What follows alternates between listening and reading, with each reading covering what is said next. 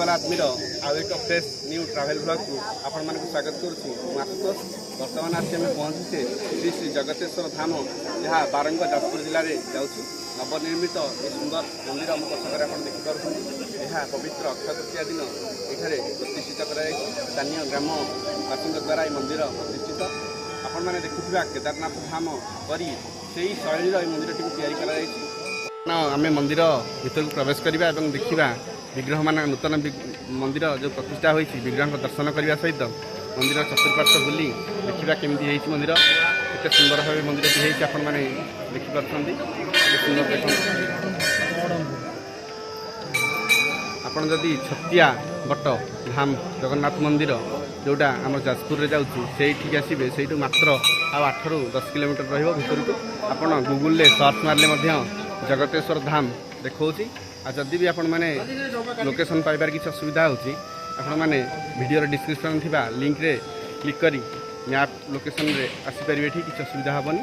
ये देखते के सुंदर भाव लिखाई जगतेश्वर धाम मंदिर प्रेमिसेस टी खूब पर्याप्त। इतना आज जेहतु गोटे पवित्र मेलार आयोजन कर बहु संख्यार स्थानीय जनसाधारण सहित अनेक बाहर लोक आज आसछन्ती। तो चलतु बुली देखिए आहरी कौन कौन रही जगह। अबिकल केदारनाथ मंदिर दीर्घ 37 वर्ष प्रतीक्षार घटिला अंत। जाजापुर बारंगरे प्रतिष्ठा है जगतेश्वर मंदिर। भक्त और पर्यटक एवं श्रद्धालु को आकृष्ट करिछि उत्तराखंडर केदारनाथ नुहे आपण देखुचंती बाबा जगतेश्वर भव्य मंदिर। जाजपुर जिला बड़चना ब्लॉक बारंग ग्राम प्रतिष्ठा होइछि यही सुंदर मंदिर। आज को प्राय 37 वर्ष पूर्वे ग्रामर नरहरि बेहेरा यहीठारे बाबा जगतेश्वर को पूजा अर्चना करुथिले। से दिन ठारू ये स्थान अधपंतरिया भाव में पड़ रही। अचानक भुवनेश्वर सत्यम दास नामक जड़े व्यक्ति बारंग ग्राम में पहुँची एवं ये जगतेश्वर पीठर उन्नतीकरण करने ग्रामर थिबा युवक मान सहित आलोचना करते। ग्राम कमिटी तथा समस्त अनुमति क्रमे श्री सत्यम दास नामक जो व्यक्ति आलोचना करने पर यहीठारे ये भव्य मंदिर आरंभ होता। 29 एप्रिल 2024 रे मंदिर कार्य आरंभ होता पर यह 30 एप्रिल 2025 रे संपूर्ण होता।